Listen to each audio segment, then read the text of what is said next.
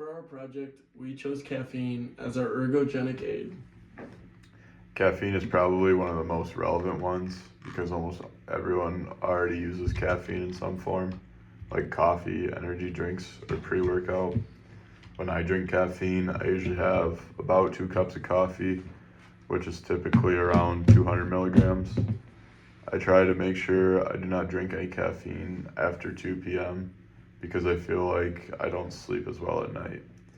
Although some people can drink it close to bedtime and still sleep fine. It really just depends on the person.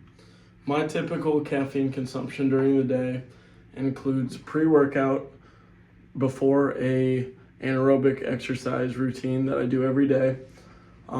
This is about 300 milligrams of caffeine. On top of this, I normally have one energy drink while studying during the day. This is cut down from what I used to do, as I used to also incorporate coffee in the morning to get me going in the morning.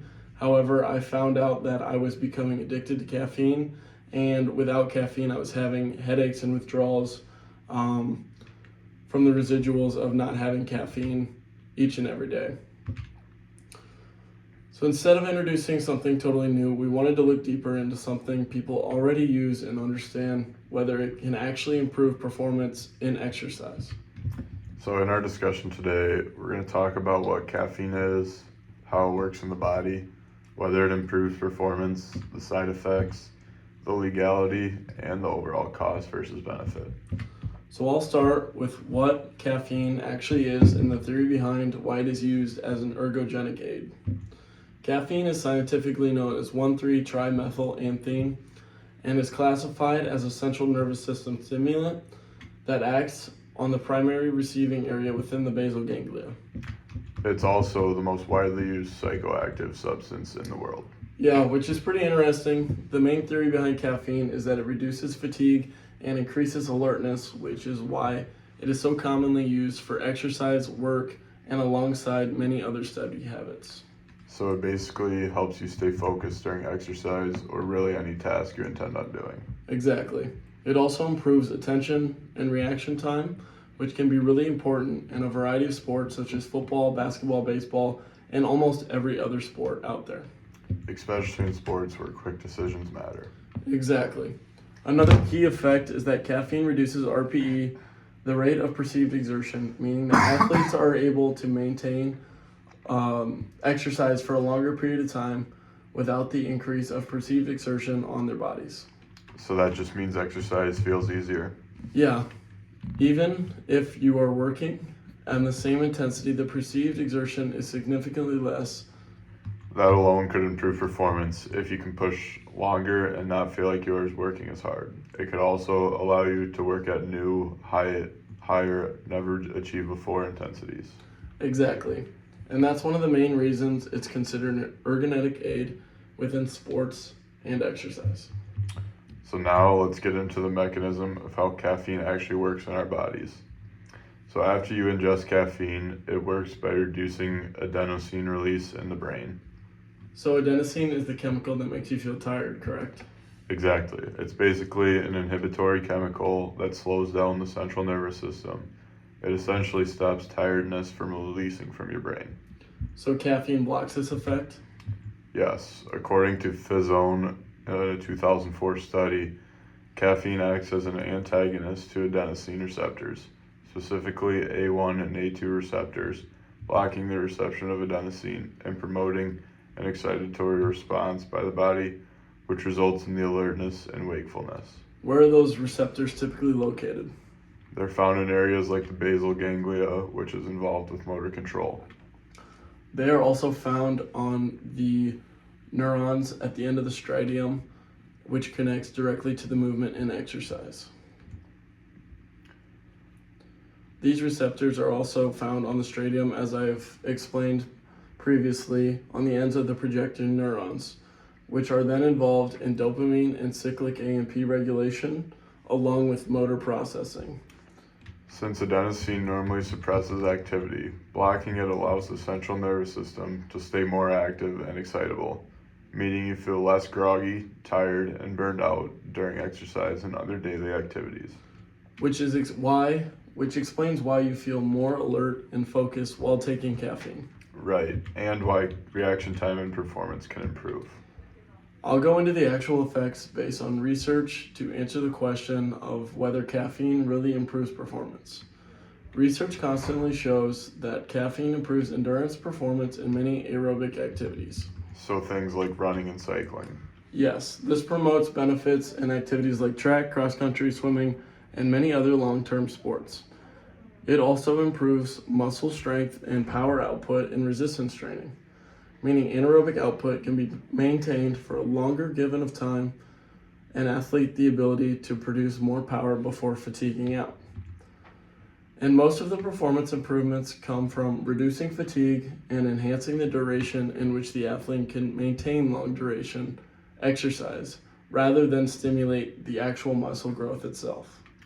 Caffeine is very versatile then, if it improves the performance of endurance and strength activities. That is why caffeine is one of the most widely used ergonomic aids, with about 70% of athletes using it regularly. Even non-athletes, it is rare you talk to someone that does not regularly consume some form of caffeine throughout their day.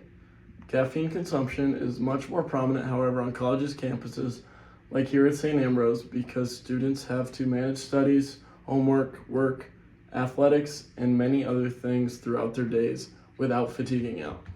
What about dosing?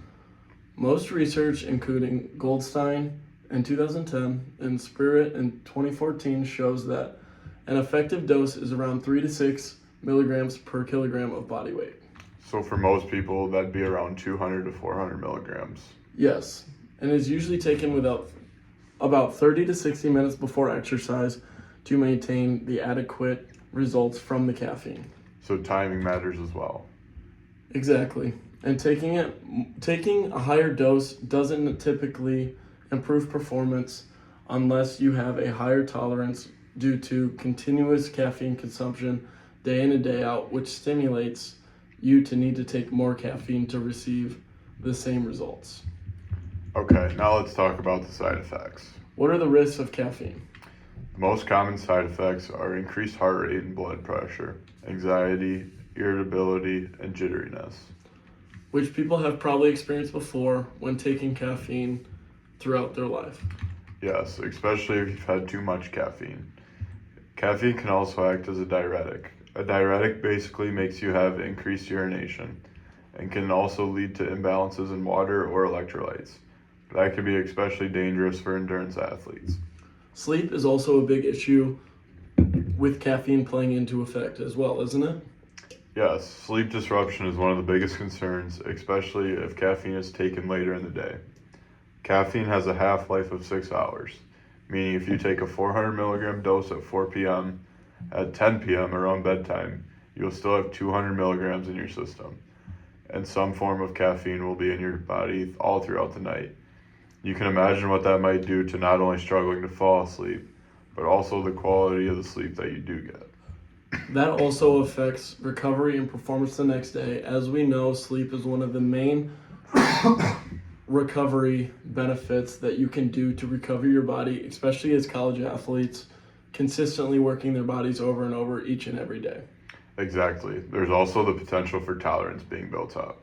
Meaning that you'll have to have more caffeine over time due to the increase in caffeine usage day in and day out.